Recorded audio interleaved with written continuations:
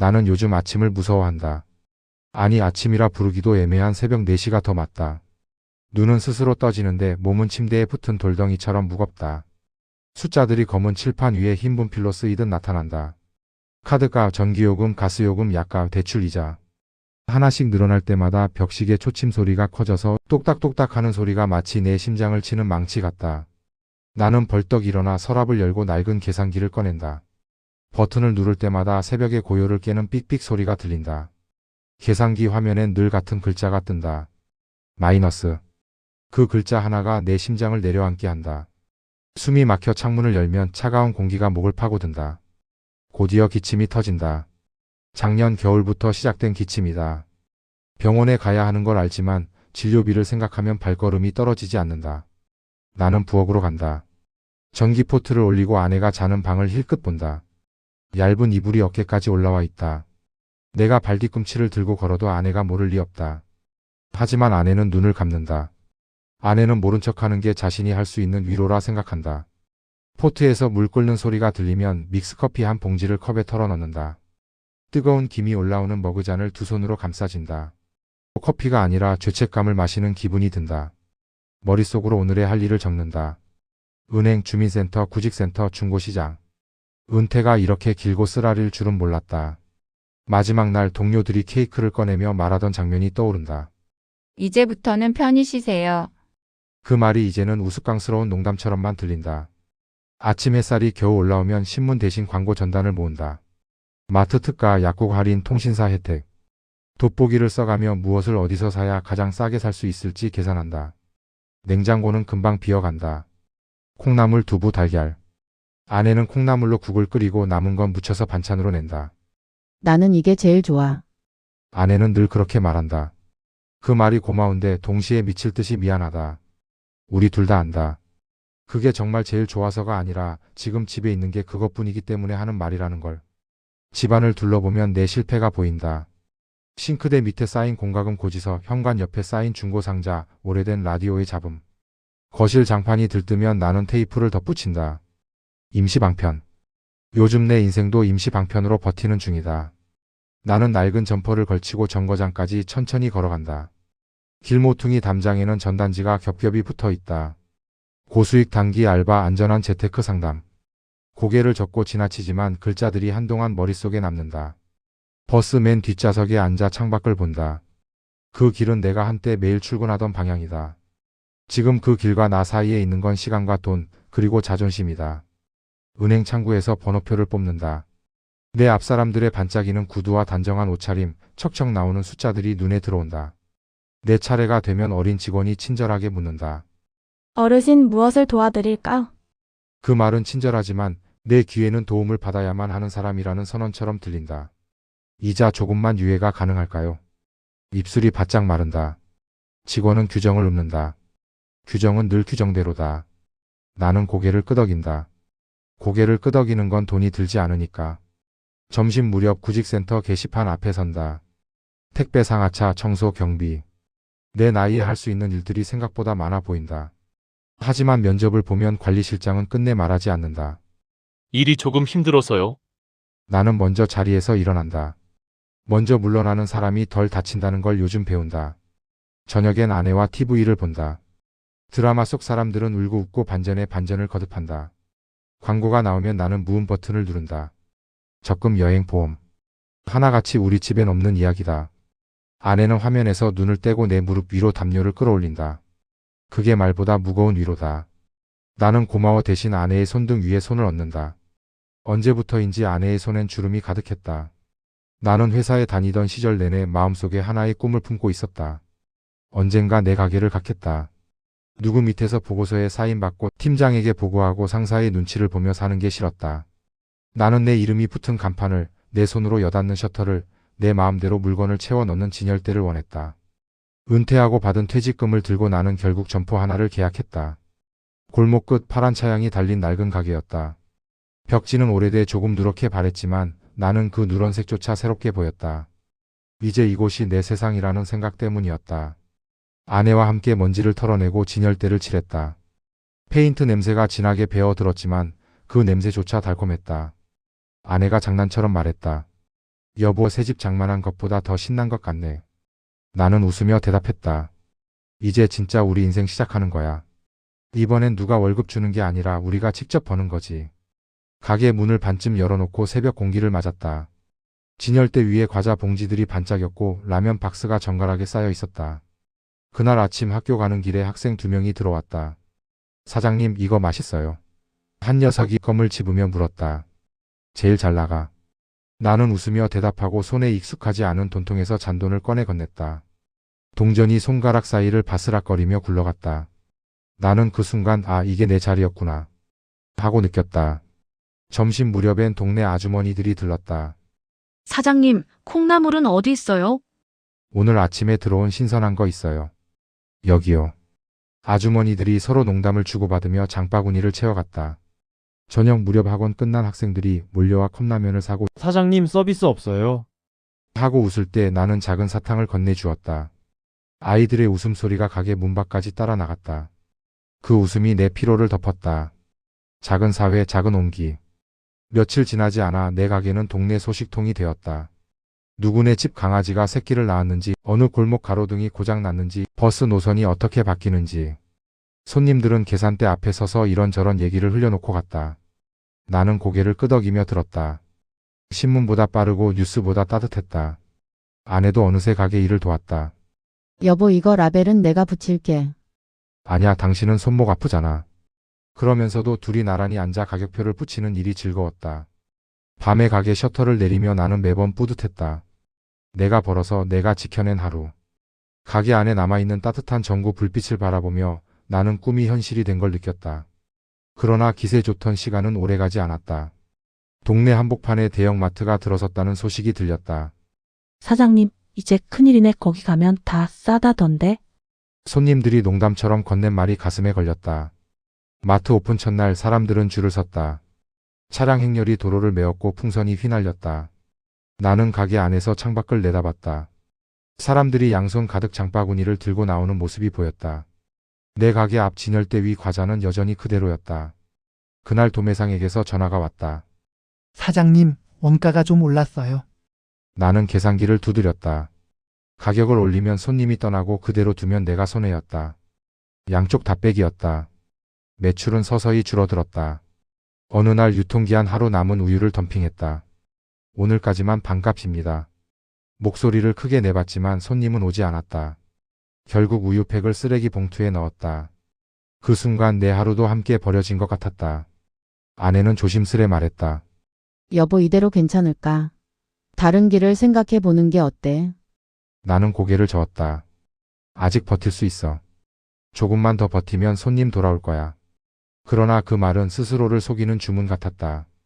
가끔은 밤에 셔터를 내리고도 혼자 가게 의자에 앉아 있었다. 진열대 위에 남아있는 팔리지 않은 과자들을 바라보며 이 아이들이 나보다 오래 살아남겠구나 하는 생각이 들었다. 마지막 몇 달은 버티기의 기술이었다. 새벽 5시 셔터를 올리고 하루 동안 팔릴 법한 것만 진열했다. SNS 이벤트도 해봤다. 가게 앞 파란 차양을 다시 칠하고 유리창을 닦았다. 하지만 오후가 되면 사람들은 모두 마트로 향했다. 내 계산대 앞에는 외로운 줄 하나. 그마저도 종종 아무도 없었다. 마지막 날 나는 도매상에게 전화를 걸었다. 이번 달은 조금만 미뤄주시면 안 될까요? 사장님, 우리도 사정이 있습니다. 짧고 단호한 답이 돌아왔다. 나는 간판 나사를 풀었다. 철판이 바닥에 떨어지며 금속성 소리가 울렸다. 그 소리는 내 자존심이 부서지는 소리로 들렸다. 아내가 오기 전에 나는 가게 안 의자에 앉아 한참을 울었다. 남자는 쉽게 울면 안 된다고 배워왔지만 그날만큼은 울지 않으면 아무것도 삼켜지지 않았다. 가게를 접고 난 뒤 나는 다시 방황 속에 있었다. 낮에도 밤에도 하루하루가 마치 어두운 수로를 표류하는 배 같았다. 그 배는 어디에도 닿지 못하고 둥둥 떠다니기만 했다. 그때 교회에서 그를 만났다. 예배가 끝난 뒤 복도는 사람들 목소리로 가득했다. 잘 지내셨어요? 오늘 말씀 참 좋네요. 나는 늘 맨 뒷자리에 앉아 있다가 사람들이 묻기도 전에 고개를 숙이고 빠져나왔다.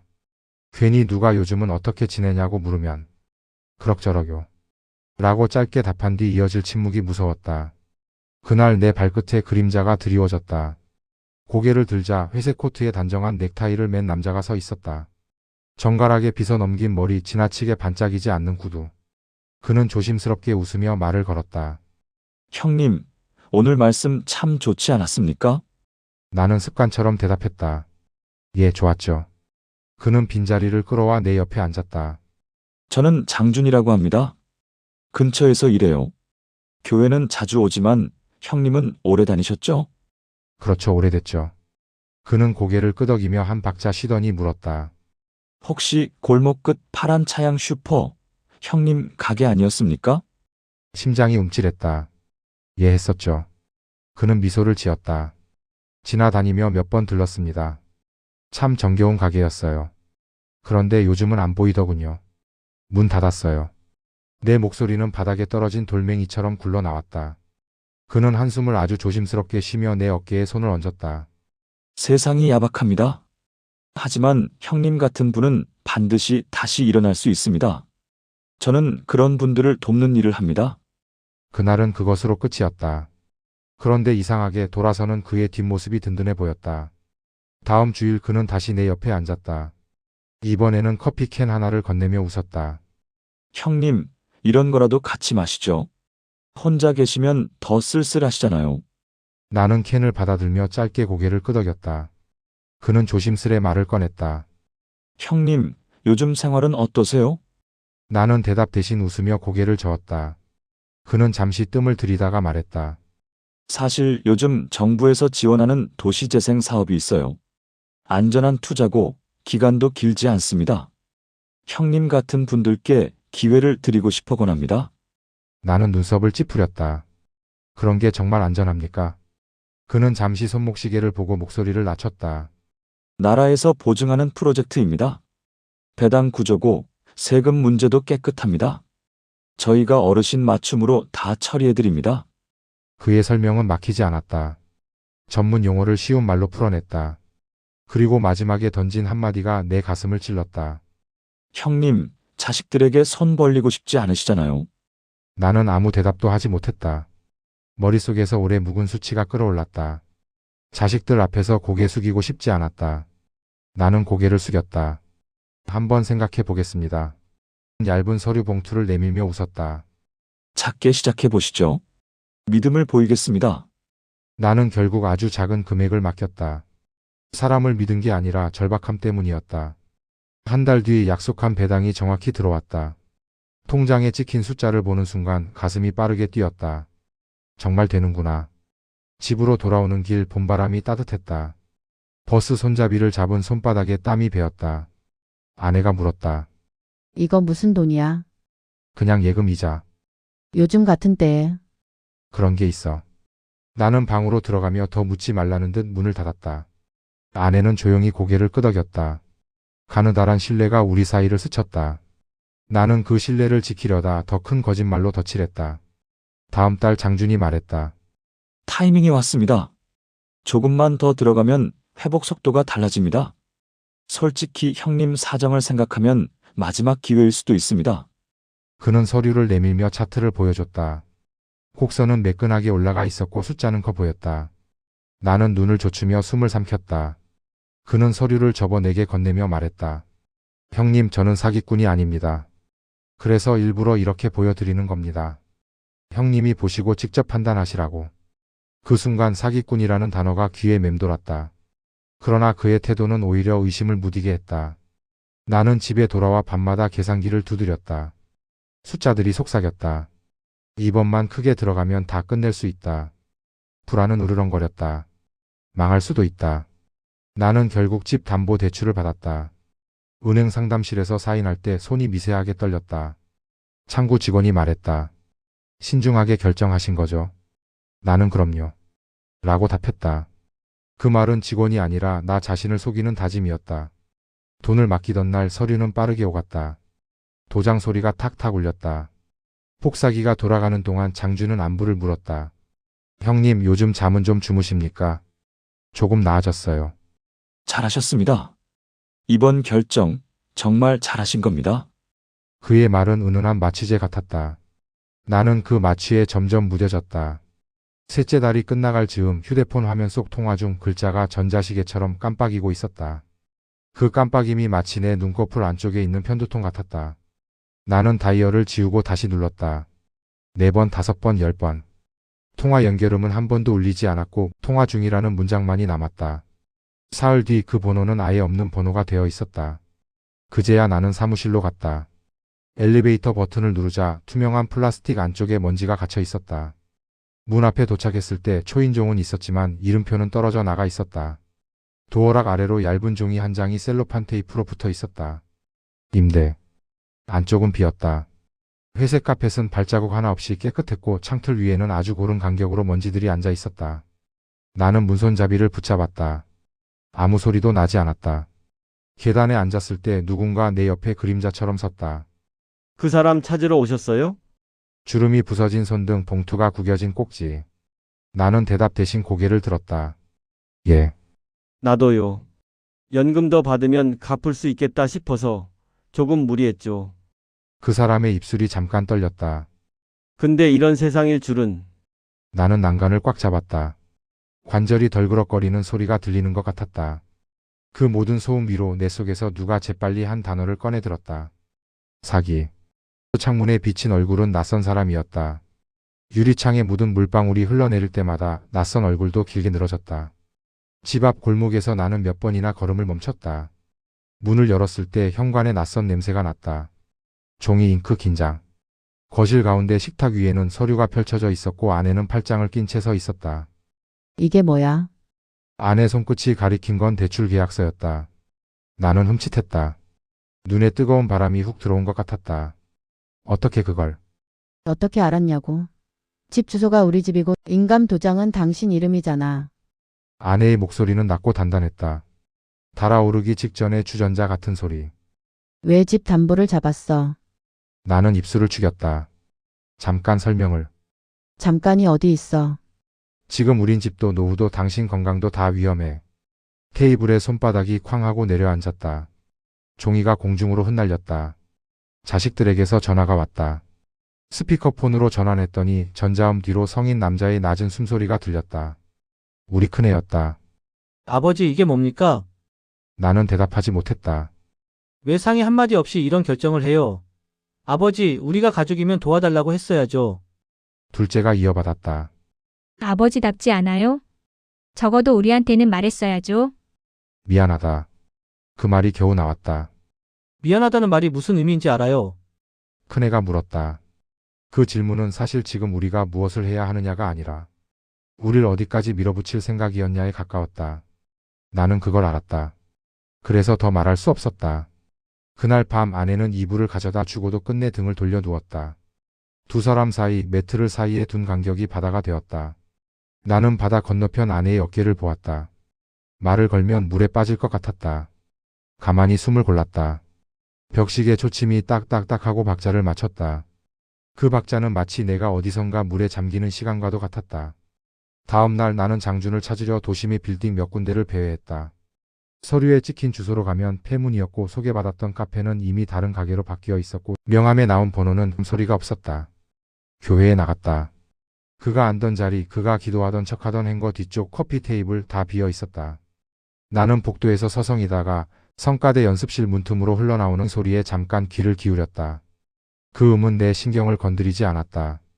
내 신경은 이미 다른 음에 맞춰 늘어져 있었으니까. 사라짐이라는 음. 저녁 집에 돌아오니 아내가 거실 한가운데 접이식 의자를 놓고 앉아 있었다. 그 앞에는 가계부 계산기 메모지.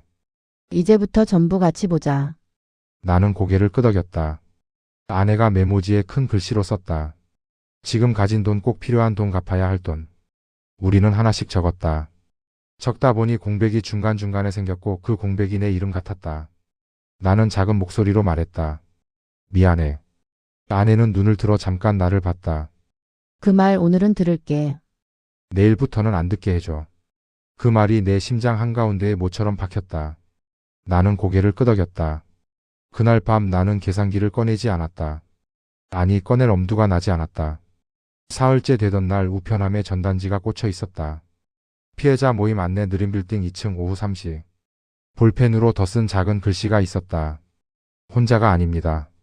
같이 갑시다. 그 문장을 보자 손끝이 저렸다. 혼자가 아니다. 나는 종이를 몇 번이나 접었다 폈다. 그리고 갔다.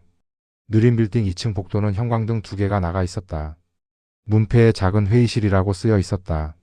문을 열자 파란 의자들이 원형으로 놓여 있었고 그 위에 앉은 얼굴들의 표정은 서로 달랐지만 비슷한 결론을 공유하고 있었다. 지쳤다. 그래도 와봤다.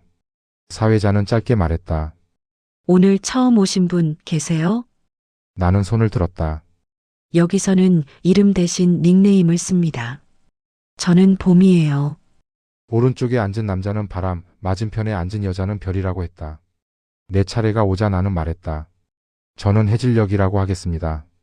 해질녘이라는 단어를 입안에서 굴리는 동안 하루가 저문다는 이미지와 동시에 완전히 끝난 건 아니다라는 뉘앙스가 같이 떠올랐다. 내가 붙잡을 수 있는 건 그 정도의 의미였다. 기록이 시작됐다. 누구에게 얼마를 어떤 방식으로 어떤 서류로. 들어보면 놀라울 정도로 패턴이 같았다. 말투도 서류도 안전이라는 단어를 눌러 쓰는 힘의 세기도. 다른 건 장소뿐이었다. 교회, 경로당, 동창 모임, 산악회. 한 아주머니가 손수건으로 눈을 누르며 말했다. 남편 몰래 모아둔 돈이었어요. 집에서 들키면 안 된다고 생각했는데 그 사람 말이 너무 정확했어요. 작은 돈이 먼저 들어오니까 그 다음이 당연하게 느껴졌죠. 옆자리 아저씨가 손등을 주먹으로 두드리며 말했다. 나도 처음에 그냥 커피만 사주고 갔어. 두 번째는 집까지 바래다 줬고, 세 번째 서류를 내밀더라고. 사람 좋다고 생각했지. 또 다른 노부인은 낮게 중얼거렸다. 나는 손주의 수학학원 비었어. 이번에만 그게 3번이었다. 사회자는 펜을 놓고 말했다. 우리는 어제의 바보가 아니라 오늘의 증인입니다. 이 기록은 우리만을 위한 게 아니고 다음 누군가를 구할지도 몰라요. 그 순간 내 어깨에서 뭔가가 아주 조금 옅어지는 느낌이 들었다. 무거움의 재질이 바뀌는 순간. 죄에서 증언으로. 집으로 돌아오자 아내가 멸치볶음을 데우고 있었다. 다녀왔어. 응. 어땠어? 나 같은 사람이 생각보다 많더라. 아내는 고개를 끄덕이며 젓가락을 내려놓았다. 당신만 그런 게 아니라고 누가 당신에게 말해줬으면 했어. 나는 의자를 끌어앉으며 말했다. 나 경찰서 갈 거야. 고발장도 쓰고 같이 움직일 거야. 아내의 눈이 물에 젖었다. 같이 가. 나도 갈게. 그 말은 어떤 법률 조항보다 내게 든든하게 들렸다. 우리는 밥을 먹었다. 짭짤했고 뜨거웠다. 살아있는 맛이 났다. 그 다음날 나는 새벽 4시에 깨지 않았다. 5시였다. 벽시계 초침의 리듬은 조금 덜 날카로웠다. 나는 계산기를 꺼냈다가 다시 서랍에 넣었다. 대신 빈 종이를 꺼내 적었다. 할 일, 첫 번째 피해자 모임 기록 정리. 두 번째 경찰서 진술서 초안 작성. 세 번째 아내와 구직센터 동행. 네 번째 전기료 분납 상담. 나는 해야 할 일을 다 정리하고 경찰서로 향했다. 경찰서 민원실은 의외로 조용했다. 접수 창구 앞 의자에 앉아있는 사람들의 표정은 대부분 피로했고 내 표정도 그 틀 안에 정확히 들어맞았다. 담당 형사는 서류를 넘기기 전에 내 얼굴을 한번 살폈다. 언제 어디서 누구에게 얼마를? 정확한 항목들이 질문으로 이어졌다. 나는 답했다. 몇 번이고 목이 말랐다. 형사는 물컵을 가져다 주었다. 플라스틱 컵의 얇은 부분에 입술이 닿았다. 물맛은 특별할 것 없었지만 천천히 삼키는 행위 자체가 나를 조금 되돌려 놓았다. 진술을 마치고 나오는데 봄이 벤치에 앉아 있었다. 어땠어요? 할 수 있는 만큼 한 것 같아요. 그녀는 고개를 끄덕였다. 오늘도 잘했습니다. 해질녘님. 우리는 잠깐 웃었다. 볼품없는 웃음이었지만 그 웃음은 언젠가 내가 다시 기억할 수 있을 것 같은 종류의 것이었다. 모임은 점점 체계를 갖추었다. 먼저 온 이들이 후발주자에게 절차를 설명했고 서류를 나누고 변호사 상담 시간을 마쳤다. 어떤 날은 서로의 반찬을 나눠 먹기도 했다. 그 제안은 별에게서 나왔다. 저희 집 김치 좀 많아서요. 바람은 장난스럽게 말했다. 그럼 난 멸치볶음. 근데 내일 먹자. 오늘은 너무 매워서 울지도 몰라. 농담은 비칠 만큼 얇았지만 그 얇음이 우리를 웃게 했다. 집에서는 새로운 의식이 생겼다. 저녁을 먹기 전 오늘 제일 힘들었던 점 한 가지를 서로 말하는 것. 아내는 말했다. 시장에 갔다가 당신이 좋아하던 라면이 세일하길래 손이 갔는데 잠깐 멈췄어. 그거 사다 줘도 내가 기뻐할까? 아니면 불필요한 지출이라고 생각할까? 나는 대답했다. 며칠 전 버스에서 우리 또래 남자가 통화하는 걸 들었어. 이번에도 떨어졌네라고. 그 말이 내 귀에는 너도 떨어졌지? 로 들렸어. 우리는 잠깐 침묵했다. 그 침묵 속에서 너와 나 사이 간격이 조금 줄었다. 모임에서는 누군가 제안했다. 우리 중 누가 먼저 앞에서 말해 볼래요? 다음에 새로 오는 분들한테. 사람들은 서로 눈치를 봤다. 나는 입술을 적시고 손을 들었다. 제가 해볼게요. 아내는 의외로 바로 고개를 끄덕였다. 당신 잘할 거야. 내가 리허설 들어줄게. 그 주부터 밤마다 거실에서 말했다. 저는 실패했습니다. 처음엔 목이 메었다. 아내는 컵에 따뜻한 물을 담아 내밀었다. 천천히 중간에 쉬어가도 아물어. 아물어? 응, 상처란 게 그래. 나는 대본을 늘려나갔다. 새벽의 계산기, 냉장고 안의 콩나물, 슈퍼에서의 웃음과 마트의 행렬, 장준의 시계와 그의 말투, 도어락 아래 붙은 임대종이, 식탁 위의 서류, 그리고 모임의 파란 의자.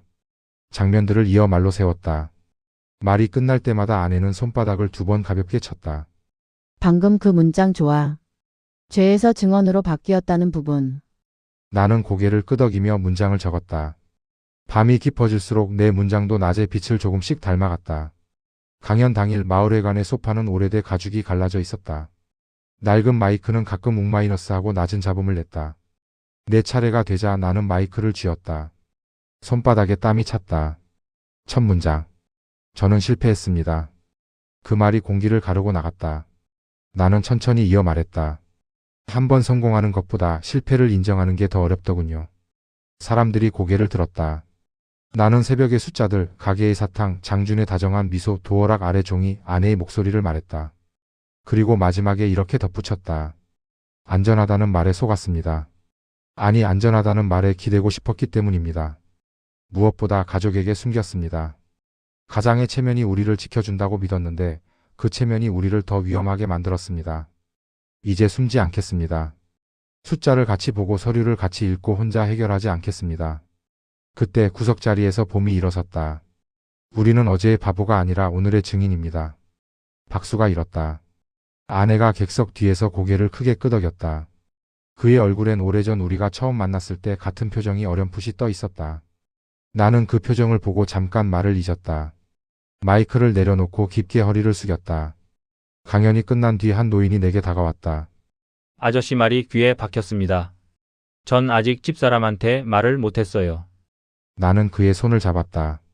오늘이 시작일 겁니다. 다른 아주머니는 내 손을 오래 잡고 놓지 않았다. 나는 아직도 밤마다 잠이 깹니다. 근데 오늘은 좀 덜 깰 것 같아요. 그 말이 내게도 최면처럼 걸렸다. 오늘은 좀 덜 깰 것 같다. 며칠 뒤 피해자 모임에서 우리끼리 만든 안내 전단지가 완성됐다. 폰트는 조금 촌스러웠고 레이아웃도 완벽하지 않았다. 하지만 문장만큼은 정확했다. 홀로 보지 마세요. 숫자를 함께 보세요. 기록으로 확인하고 의심을 나누세요. 우리는 교회 게시판, 경로당 게시판, 작은 도서관, 병원 안내대 옆에 조심스럽게 붙였다. 어떤 곳은 관리자에게 허락을 받았고 어떤 곳은 거절을 당했다. 거절을 당한 날에도 우리는 집에 돌아와 라면에 계란을 풀어놓고 함께 먹었다. 오늘은 풀어도 맛있네. 같이 먹어서 그래.